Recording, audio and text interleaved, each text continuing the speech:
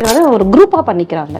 5 பேர் 6 பேர் சேர்ந்து ஒரு வீடு எடுத்துக்கிறது, அங்கே தங்கிக்கிறது, ஒரு 2 3 பெண்களை வர வைக்கிறது, அதுக்குன்னு பவுன்சர்ஸ் இருக்கிறது, அவங்க உள்ளேயே எல்லாமே ப்ரொவைட் பண்ணுறது, அந்த டே ஃபுல்லாக ஜாலியாக இருக்கிறது. இதை மந்த்லி ட்வைஸு. ஏன்னா அவங்களுக்கு பணம் ஒரு மேட்ரே இல்லை. ஜென்ஸ்க்கு ஒரு வடிகால் தேவைப்படுது. ஆனால் அது யோசிக்கிறதே இல்லை பாருங்க. நம்ம வைஃபுக்கும் ஏஜ் ஆகுது, அவளுக்கும் ஒரு வடிகால் தேவை. இனி நாம தான் அவளுக்கு, அவ தான் நமக்குங்கிறத அவங்க யோசிக்கிறது இல்லை. ஆல்டர்னேட்டிவ் தேடுறாங்க. நான் ஒரு செகண்ட் ஆகாது தூக்கி போட்டு போயிடுறதுக்கு. நான் இது மாதிரி இருந்துடவே கூடாதுன்னு நினைச்சுதான் வந்தேன். பட் இருக்கு, குழந்தைங்க அஃபெக்ட் ஆவாங்க, என் பேரண்ட்ஸ் அஃபெக்ட் ஆவாங்க, சொசைட்டில ஒரு நேம் இருக்கு, அது போயிடும். இந்த கேலண்டர்ஸ்லாம் நம்ம ஃபர்ஸ்ட்லாம் என்ன பண்ணுவோம், நம்பர்ஸ் எழுதி வைப்பாங்கல்ல. வீட்டில் இருக்கிறவங்க லேடிஸ் என்ன பண்ணுவாங்க, தண்ணிக்கார நம்பர் வந்தால் கேலண்டர்ல எழுதி வைப்போம், இல்ல பால்கார நம்பர் அவெல்லாம் எழுதி வைப்போம். இவர் என்ன சொல்றாரு என்கிட்ட, இதெல்லாம் அவளோட கஸ்டமர் நம்பருங்கிறார். மனசை ரொம்ப கஷ்டப்படுத்துற ஒரு விஷயம் ரீசன்ட் டேஸ்ல நடந்துட்டு இருக்க ஒரு விஷயம் சொல்றேன். இந்த மாடர்ன் ப்ராஸ்டியூஷன் சொல்லிட்டு ஒரு விஷயம் இப்ப நடந்துகிட்டு இருக்கு. அதுல அஃபெக்ட் ஆகுறவங்க யாருன்னு பாத்தீங்கன்னா,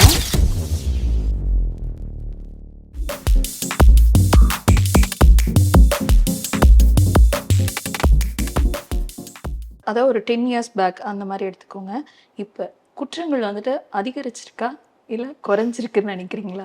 ரொம்பவே அதிகரிச்சிருக்குங்க. ரொம்பவே. அது என்னெல்லாம் விரல் விட்டுலாம் எண்ண முடியாது.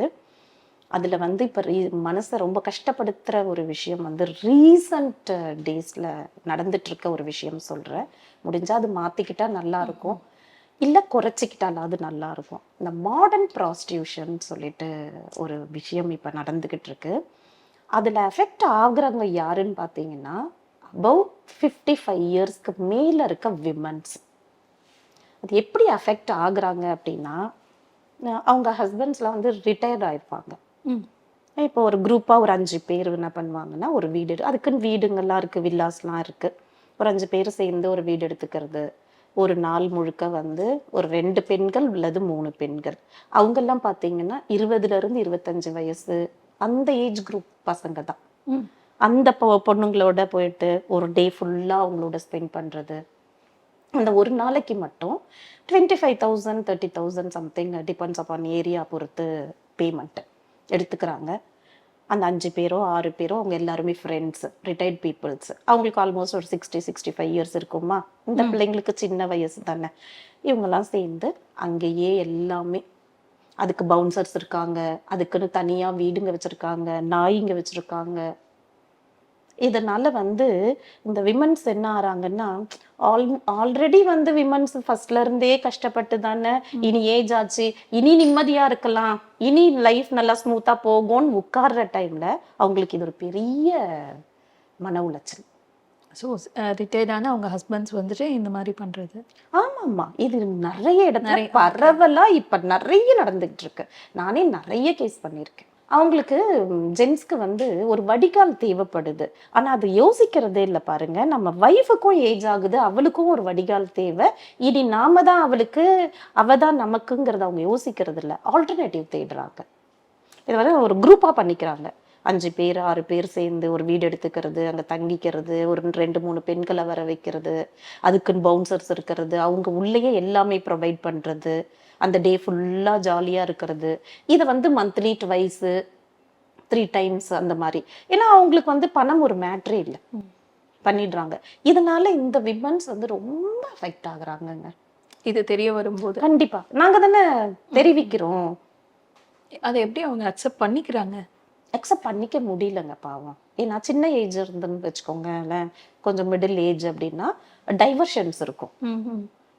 கொஞ்சம் ஏஜ் ஆனதுக்கு அப்புறம் இந்த டைவர்ஷன்ஸ் கிடையாது இல்லை, அப்போ ரொம்ப உடஞ்சி போவாங்க. அதுல இருந்து வெளியே வர்றதுக்கு அடுத்தது அவங்க ஏதாவது ஆக்ஷன் எடுப்பாங்களா? இப்போ கன்ஃபார்ம் ஆயிடுச்சு. நான் கவுன்சிலிங் கொடுப்பேன். நான் நிறைய அவங்க கிட்ட பேசுவேன், நிறைய சொல்லி புரிய வைப்பேன். நம்ம பேரண்ட்ஸ் எல்லாம் எங்களுக்கு தெரிஞ்சுங்க, எங்களோட பேரண்ட்ஸ் எல்லாம் சொல்லி கொடுப்பாங்க, ஹஸ்பண்ட்ஸ் கிட்ட நீங்க இப்படி இருக்கணும் அப்படி இருக்கணும், ஹஸ்பண்ட் கிட்ட இதை தான் சொல்லணும் இதை சொல்லக்கூடாது அப்படின்னு சொல்லுவாங்க. அது சின்ன ஏஜ்ல ஒர்க் அவுட் ஆகும்.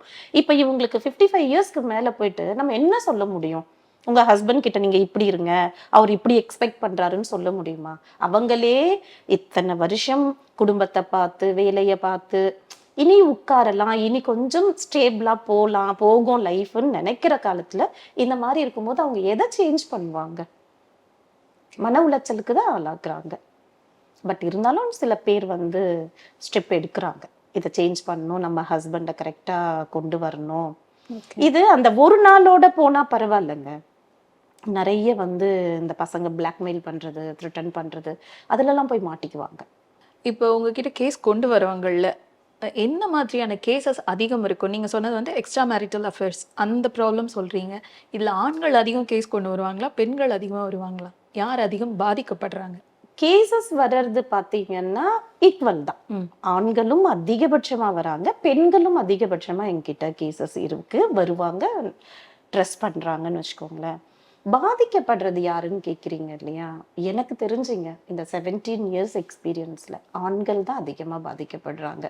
என்ன நான் இப்படி சொல்றேன் அப்படின்னு நினைச்சீங்க அப்படின்னா, நிறைய உதாரணம் என்னால் சொல்ல முடியும்.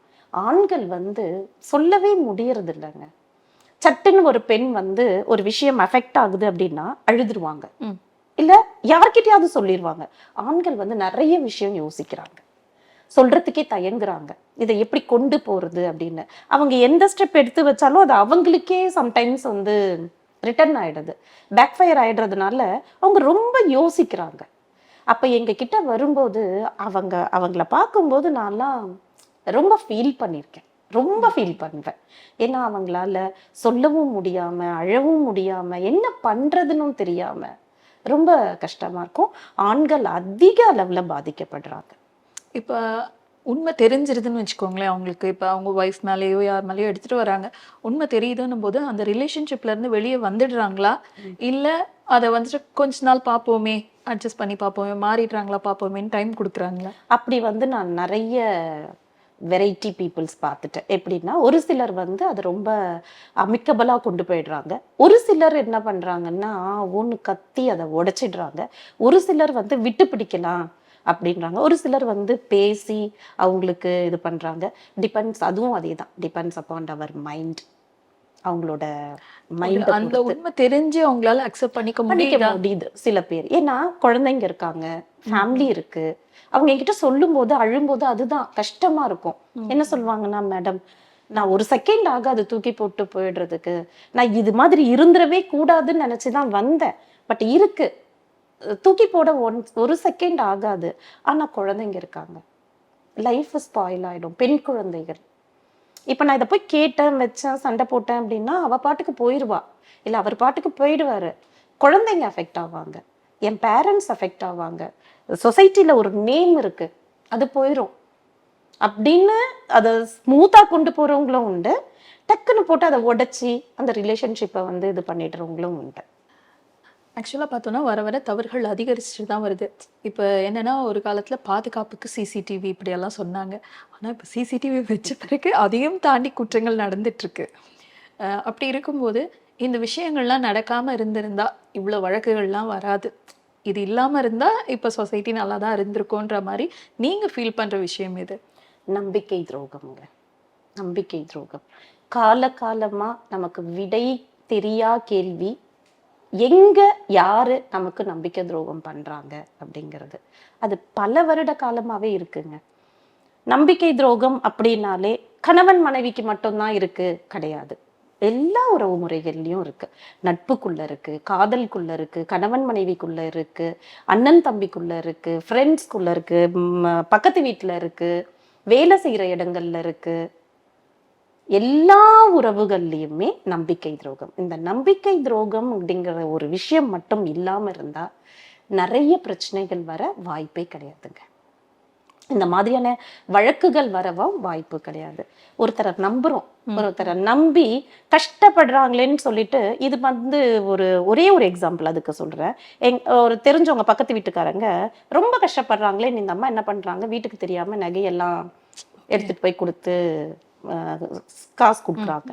அவங்க சொல்லவே இல்லை, திடீர்னு வெக்கேட் பண்ணிட்டு போயிடுறாங்க. அவங்க எங்க இருக்காங்கன்னே எங்களுக்கு தெரியல. ஹஸ்பண்ட்க்கு தெரிய வரும்போது இந்த வீட்டுக்குள்ள அவ்வளோ பிரச்சனை. நம்ம கிட்ட வராங்க, அவங்க எங்க போனாங்கன்னு தெரியல, நம்பர் இல்லை, அவங்களோட ஃபோன் நம்பர் இல்லை, எதுவுமே இல்லை. சரி எதையாவது ஒன்றை வச்சு கண்டுபிடிச்சு. ஸோ அந்த இடத்துல என்ன நிக்குது? நம்பிக்கை துரோகம் தானே. அவங்க ரொம்ப நம்பி தானே கொடுக்குறாங்க. நீங்க இந்த மாதிரி பர்டிகுலரா ஒரு விஷயத்துக்குன்னு சொல்லிட முடியாது. எல்லா இடத்துலயுமே அந்த நம்பிக்கை துரோகம் இருக்கு. அதை மாத்திக்கிட்டாங்கன்னா இல்ல குறைச்சிக்கிட்டாங்கன்னா கண்டிப்பா இவ்வளோ பிரச்சனைகளுக்கு வாய்ப்பே இல்லைங்க. எல்லா இடத்துலயும் இருக்கு. பொலிட்டீஷியன்ஸ்ல இருக்கு இல்லையா, பொலிட்டிக்கல்ல இருக்கு, வீட்டுக்குள்ள இருக்கு, வெளியில இருக்கு, வேலை செய்யற இடத்துல இருக்கு, எல்லா இடத்துலயும் இருக்கு, ஹாஸ்பிட்டல்ஸ்ல இருக்கு, கோர்ட்ல இருக்கு, எல்லா இடத்துலயும் அந்த நம்பிக்கை துரோகம் அப்படிங்கிறது பரவலா இருக்கு. என்ன ஒண்ணு, அன்பார்ச்சுனேட்லி அதை குறைக்கவும் முடியறது இல்லை, அழிக்கவும் முடியறது இல்லை. நம்பிக்கை துரோகம். ஓகே. இப்போ மூவிஸ்லாம் பார்ப்பீங்கல்ல? ஆமா, நான் நிறைய பார்ப்பேன். டிடெக்டிவ் இந்த சப்ஜெக்டை பேஸ் பண்ணி பார்த்தீங்கன்னா ரீசெண்ட் டேஸில் அந்த துப்பறிவாளன், அதுக்கு முன்னாடி தெகிடி மூவி இதெல்லாம் வந்திருக்கு. இதில் எல்லாமே கொஞ்சம் ஹைப் கொடுத்துருப்பாங்க தான். அதை மாதிரி பார்க்கும்போது உங்களுக்கு எப்படி தோணும்? உங்களோட ரிலேட் பண்ணிக்கிற மாதிரி நீங்கள் எந்த மூவியை சொல்லுவீங்க? தெகிடி ரிலேட் பண்ற மாதிரி இருக்கும். துப்பறிவாளன் வந்து என்னன்னா, என்னதான் நாங்க டிடெக்டிவ்ஸா இருந்தாலுமே எங்களுக்குன்னு சில ரெஸ்ட்ரிக்ஷன்ஸ் இருக்குங்க. நாங்களும் சில லிமிட்ஸ் எல்லாம் கிராஸ் பண்ணக்கூடாது. காவல்துறையினர் பண்ற சில விஷயங்களை நாங்க பண்ணவே கூடாது. அவங்களோட விஷயங்கள்ல அவங்க பண்ற ஒரு வேலைகள்ல எங்களோட தலையிடுதல் இருக்கவே கூடாது, குறுக்கிடுதல் இருக்கவே கூடாது. நாங்க இப்ப ஒரு எக்ஸாம்பிளுக்கு ஒரு கொலை நடக்குது, ஒரு பெரிய மர்டர், நாங்க போய் இன்வெஸ்டிகேட் பண்ணுவோம் அப்படின்னா பண்ணக்கூடாது. டூஸ் அண்ட் டூ நாட்ஸ் எங்களுக்கும் சில இது இருக்கு, பண்ணக்கூடாது. அந்த மாதிரி கேசஸ் வருமா? முதலாவது மர்டர் சம்பந்தமான கேஸ்லாம் வருமா? வரும், நிறையவே வரும். நான் சொல்லிடுவேன், நீங்க வந்து போலீஸ் ஸ்டேஷன்ல போய் ப்ராப்பரா கம்ப்ளைண்ட் பண்ணுங்க, உங்களோட விஷயங்களை அவங்களுக்கு சொல்லுங்க, அவங்க கண்டிப்பா பண்ணுவாங்க. அவங்க அதுல எல்லாம் அவங்க தான் எக்ஸ்பீரியன்ஸ்டு. நம்ம அது பண்ணக்கூடாது. எங்களுக்குன்னு வந்து இருக்கிற விஷயங்களை மீறும் போது எங்களுக்கும் சில பிரச்சனைகள் வந்துடும் இல்லையா. என்ன இருந்தாலும் வந்து சினிமா வேற, ரியலா வந்து டிடெக்டிவ்ஸ்ங்கிறது வேற. எல்லா ஃபீல்டும் அப்படிதாங்க. ஒரு லா ஃபீல்டா இருக்கட்டும், போலீஸா இருக்கட்டும், எல்லாமே சினிமால பாக்குறது வேற, ரியல் லைஃப்ல இருக்கிறது வேற. அந்த மாதிரி பார்த்து நம்ம இமேஜின் பண்ணிட்டுலாம் நம்ம பண்ண முடியாது. ஸோ அந்த மாதிரி கேசஸ் வரும்போது நாங்கள் ப்ராப்பராக அவங்களுக்கு கைட் பண்ணுவோம். நீங்கள் ஸ்டேஷன் போங்க, கம்ப்ளைண்ட் பண்ணுங்க, இந்த மாதிரி பண்ணுங்க அப்படின்னு சொல்லிட்டு. உங்களுக்கும் காவல்துறைக்குமான உறவு எவ்வளவு சுமூகமா இருக்கும்? நல்லாவே இருக்குங்க, ரொம்ப சுமூகமாகவே இருக்கும். எப்படி சொல்றதுன்னா, எங்களுக்கே ஏதாவது இஷ்யூஸ் அப்படின்னா அவங்க எங்களுக்கு சப்போர்ட் பண்ணுவாங்க கண்டிப்பா. ஓகே, நல்லாவே இருக்கும். இப்போ பெரிய பெரிய கேசஸ்லாம் நீங்கள் உங்கள் சைடில் சொல்கிறேன் போகும்போது சில த்ரெட்னிங்ஸ் வந்திருக்கிறதுக்கு வாய்ப்பு இருக்குது. இவ்வளோ வருஷம் நீங்கள் வந்திருக்கீங்க, ஏதாவது ஒரு அச்சுறுத்தல், மிரட்டல் வந்திருக்கெல்லாம் வாய்ப்பு இருக்குது. அதை மாதிரி நீங்கள் ஏதாவது ஃபேஸ் பண்ணியிருக்கீங்களா? ஆமாங்க, வரும். அந்த மிரட்டல் எப்படி வரும் அப்படின்னா, சில பேர் வந்து நம்ம ரொம்ப கஷ்டப்பட்டு அந்த கேஸ் கண்டுபிடிச்சிருவோம், ரிப்போர்ட்ஸ் மாற்றி கொடுக்க சொல்லுவாங்க. ரிப்போர்ட்ஸ் அது வந்து நாங்கள் டிடெக்டிவ்ஸ் வந்து நிறைய பேர் அதை ஃபேஸ் பண்ணிட்டு தான் இருக்கோம். ரிப்போர்ட்ஸ் வந்து மாற்றி கொடுக்க சொல்லுவாங்க. எக்ஸாம்பிளுக்கு ஒருத்தரை பற்றி செக் பண்ணுறோன்னா அந்த விஷயம் அங்கே இருக்கவே இருக்காது. அதுக்கு ஒரு ஒரு விஷயம் நான் சொல்கிறேன். இப்போ இல்லை, ஒரு 10 இயர்ஸ் பேக்கு ஒரு கேஸ் ஒன்று வந்தது. அவர் வந்து என்கிட்ட சொல்கிறாரு, இந்த மாதிரி எனக்கு வந்து என் ஒய்ஃபு கிட்ட நான் டிவோர்ஸ் வாங்க போகிறேன் மேடம், அவங்க வந்து ஒரு தப்பான ஒரு விஷயத்துல செயல்படுறாங்க, அதை வந்து நான் உங்களுக்கு காமிக்கிறேன், நீங்க பாருங்க, இதை வந்து நீங்க எனக்கு ஒரு ரிப்போர்ட்டா கொடுத்தீங்கன்னா நான் கொண்டு போய் சப்மிட் பண்ணுவேன் கோர்ட்ல அப்படின்னு சொல்றாரு. அப்ப என்ன அப்படின்னு கேட்கும்போது, வெப்சைட்ல இருந்து நிறைய அந்த பான் வீடியோஸ்லாம் இருக்கும்ல, அது எல்லாமே வந்து எனக்கு அந்த ஸ்கிரீன்ஷாட் எடுத்து எனக்கு அனுப்புறாரு. இங்க பாருங்க, இது என் ஒய்ஃபு, இது எங்க வீட்டு கிச்சன்னு அந்த ஸ்கிரீன்ஷாட்ல காட்டுறாரு. அண்ட் வீடியோஸாவும் அனுப்புனாரு. நான் கொஞ்சம் பீரியடுக்கு அப்புறம் அனுப்பாதீங்கன்னு சொல்லிட்டேன், நீங்க அனுப்பாதீங்க அப்படின்னு சொல்லிட்டு என் ஹஸ்பண்ட்க்கு அனுப்ப சொல்லிட்டேன் நான். அதுல பாத்தீங்கன்னா, இது பாருங்க, இது எங்க வீட்டு கிச்சன்னு, இது எங்க வீட்டுல இருக்க திங்ஸ், இது எங்க வீட்டுல இருக்க அருவாமனை, அங்க வந்து ஒரு விஷயம் நடக்குது, இதுதான் என் ஒய்ஃபு அப்படின்னு சொல்றாரு என்கிட்ட. நான் சொல்றேன், இல்லைங்க, அது மாதிரி இருக்க வாய்ப்பு கிடையாதுங்க, அவங்க நார்மல் ரொம்ப மிடில் கிளாஸ் ஃபேமிலி, அந்த மாதிரி இருக்காதுங்க, அவங்க கிராமத்துல வளர்ந்த ஒரு பெண் தான். நான் ஃபர்ஸ்ட் சொன்ன மாதிரி கிராமம் சென்னைங்கிறத பேஸ் பண்ணி சொல்லல, இருந்தாலுமே நம்ம செக் பண்ணாம சொல்லக்கூடாது இல்லையா. சரின்னு கேஸ் எடுத்துக்கிட்டேன். நான் போய் செக் பண்றேன், அந்த பிள்ளை வந்து ரொம்ப கஷ்டப்பட்டுட்டு இருக்காங்க. இவர் வந்து பேசிக்காவே இவருக்கு அதிகமான சந்தேக குணம் இருந்திருக்கு. இதனால அந்த பொண்ணு படிக்காத பொண்ணு. இந்த கேலண்டர்ஸ்ல எல்லாம் நம்ம ஃபர்ஸ்ட்லாம் வந்து என்ன பண்ணுவோம், நம்பர்ஸ் எழுதி வைப்பாங்கல்ல. வீட்ல இருக்கிறவங்க லேடிஸ் என்ன பண்ணுவாங்க, தண்ணிக்கார நம்பர் வந்தால் கேலண்டர்ல எழுதி வைப்போம், இல்ல பால்கார நம்பர் அவெல்லாம் எழுதி வைப்போம். இவர் என்ன சொல்றாரு என்கிட்ட, இதெல்லாம் வந்து அவளோட கஸ்டமர் நம்பருங்கிறாரு என்கிட்ட. ஓகே. என்ன சார் இப்படி சொல்றீங்க? சரி ஓகே மேடம், நீங்க எனக்கு இதை செக் பண்ணி எனக்கு வந்து ஒரு ரிப்போர்ட்டா கொடுங்க அப்படின்னு சொல்லும்போது நம்ம என்ன சொல்லுவோம், செக் பண்ணி ரிப்போர்ட் கொடுக்குறோம் அப்படின்னு சொல்லுவோம் இல்லையா. சொல்லி அனுப்பியாச்சு. நான் செக் பண்ணிட்டேன் ப்ராப்பரா. அந்த பிள்ளை அந்த மாதிரி பிள்ளையே கிடையாது. அவங்க ஊருக்கு போய் செக் பண்ணும்போது நாங்க கல்யாணம் பண்ணி கொடுத்த காலத்துல இருந்தே இந்த பையன் வந்து இந்த மாதிரி அடிச்சு அடிச்சு அடிச்சு இந்த மாதிரி பண்ணி 2 குழந்தைங்களோட அனுப்பிட்டான் அப்படின்னு சொல்லிட்டு விஷயங்கள் எல்லாம் தெரிய வருது. பார்த்துட்டோம். அந்த மாதிரி எதுவுமே நடக்கல. நானும் வந்து ரிப்போர்ட் வந்து ரெடி பண்ணி கொடுத்துட்டேன். பயங்கரமா என்கிட்ட வந்து ஆளை கூட்டிட்டு வந்து த்ரிட்டனிங் அப்படி ஒரு த்ரிட்டனிங் பண்றாரு. மாத்தி தான் கொடுக்கணும் ரிப்போர்ட்டை நீங்க கண்டிப்பா மாத்தி தான் கொடுக்கணும். மாத்தி சொல்லல அவரு, இதுதான் உண்மை, நீங்க இதுதான் ரிப்போர்ட்டா கொடுக்கணுங்கிறாரு. எங்க நாங்க செக் பண்ணிட்டோம், அப்படி கிடையவே கிடையாது. அப்படி இருந்தா நான் ரிப்போர்ட் கொடுக்கறதுக்கு சான்சஸ் இருக்கு. அப்படி இல்லைங்கிற இல்ல நீங்க இப்படி கொடுத்துதான் ஆகணும்ட்டு ஆளை கூட்டிட்டு வந்து மிரட்டுறாரு, என்னென்னமோ பண்றாரு. ஸோ அந்த மாதிரி எல்லாம் பிரச்சனைகள் வரும். ஸோ உங்களுக்கு அந்த மாதிரி பார்க்கும்போது ஆப்போசிட் சைட்ல இருக்கவங்க பாவம்னு தோணி இருக்கா? இப்ப இந்த மாதிரி பர்சன் எல்லாம் வரும்போது சிரிப்பு வரும். சம்டைம்ஸ் இவரை பார்த்து சிரிப்பு வரும், அந்த பொண்ணு நினைச்சு கஷ்டமா இருக்கும். மனசுக்கு ரொம்ப கஷ்டமா இருக்கும். பாவம் இல்ல, 2 குழந்தைங்களோட அந்த பிள்ளை தனியா நிக்குது. யோசிச்சு பாருங்க, இவங்க புரிஞ்சுக்கவே மாட்டாங்க, லைஃப் ஃபுல்லா புரிஞ்சுக்க மாட்டாங்க. இவரு என்கிட்ட மட்டும் சொல்லல, நிறைய பேர்கிட்ட சொல்றாரு, இது என்னோட ஒய்ஃப். அந்த பொண்ணோட லைஃப் என்ன ஆகும், அந்த குழந்தைகளோட எதிர்காலம் என்ன ஆகும், அதெல்லாம் அவர் யோசிக்கவே இல்லை.